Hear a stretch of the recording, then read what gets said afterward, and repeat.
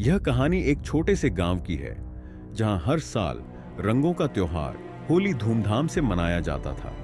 लोग रंगों में रंग कर खुशियां मनाते, पर इस साल कुछ अजीब सा हुआ था। गांव के बाहर एक पुराना किला था जो कई सालों से वीरान पड़ा था। गांव वाले कहते थे कि उस किले में कोई भूत प्रेत रहता है, लेकिन किसी ने कभी भी उस बारे में कुछ नहीं देखा था। फिर एक दिन, होली के दिन, वह किला एक बार फिर से चर्चा में आ गया। शुरुआत होती है तीन दोस्तों अर्जुन, रिया और समीर से, जो होली खेलने के लिए गांव के बाहर स्थित किले के पास गए थे।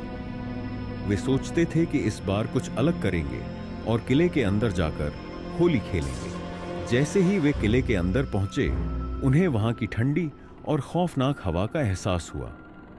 लेकिन उनका उत्साह इतना था कि उन्होंने इसकी परवाह नहीं की और रंगों से खेलना शुरू कर दिया। तभी अचानक किले के भीतर से एक अजीब सी आवाज आई, जैसे कोई फुसफुसा रहा हो। अर्जुन, जो सबसे ज्यादा साहसी था, ने सोचा कि यह शायद कोई जानवर होगा, लेकिन रिया और समीर को डर लगने लगा। समीर ने कहा, चलो यहां से चलते हैं, मुझे यह जगह ठीक नहीं लग रही। अर्जुन हंसते हुए बोला, तुम दोनों डरपोक हो, यह तो बस हवाओं का खेल है।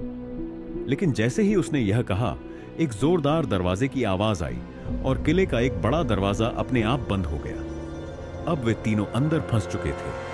तभी एक पुरानी आवाज गूंजने लगी, तुम लोग किले में क्यों आए हो? क्या तुमने हमारी होली को बिगाड़ने की सोची है? यह आवाज बहुत गहरी और डरावनी थी। तीनों के रोंगटे खड़े हो गए, लेकिन अर्जुन ने कहा, शायद यह किसी का मजाक होगा, हमें डरने की जरूरत नहीं है। तभी किले के अंदर से अचानक एक भूतनी की आकृति दिखने लगी। उसका चेहरा सफेद था और उसकी आंखों में गहरे अंधकार के साए थे। तुम लोग इस दिन को भुलाकर इस किले में आए हो, तो अब तुम्हें मेरे रंगों से खेलना होगा। भूतनी की आवाज सुनकर तीनों डर से कांपने लगे।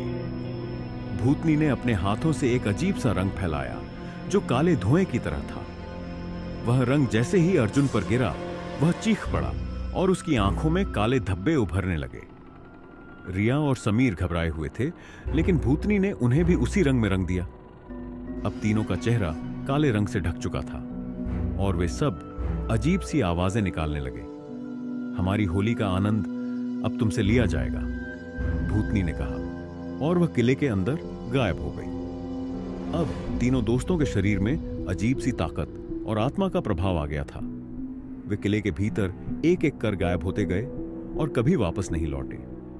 अगले साल होली के दिन लोग किले के पास से गुजरते थे, लेकिन वहां कभी कोई नहीं दिखा। लेकिन हर साल होली के दिन किले के भीतर से हंसी और चीखें सुनाई देती थीं, जैसे तीन दोस्त अब भी किले में रंगों के साथ खेल रहे हों। और यह सब एक भूतिया होली के रूप में उनका दुर्भाग्य बन चुका था।